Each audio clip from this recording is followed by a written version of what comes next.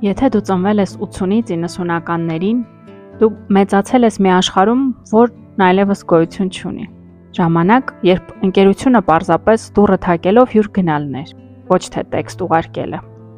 Երբ շաբաթ առավոտները մուլտֆիլմեր նայելու համար էին, հստակ որոշված ժամին,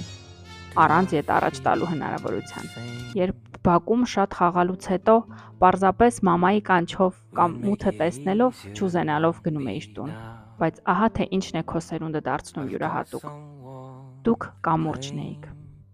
Վերջինը, որ ապրել է կյանք առանց տեխնոլոգիայի, եւ առաջինը, որ ապրեց ու սկսեց ադապտացվել նոր աշխարհում։ Սկսեց ապրել փլեյերների, SMS-ների ու dial-up-ի աշխարհում եւ հետևեց աշխարհի տրանսֆորմացիային դեպի ավելի արագը, աղմկոտը ու փախնելու համար երբեմն անհնարինը։ Ու գուցե դա է պատճառը, որ 80-ից 90-ականներին ծնվածները հոգու խորքում տանում են մի թաքուն թախիծ, նոստալգի, դեպի պարզություն ու թեթևություն, քանի որ այս սերունդը իր մեջ տանում է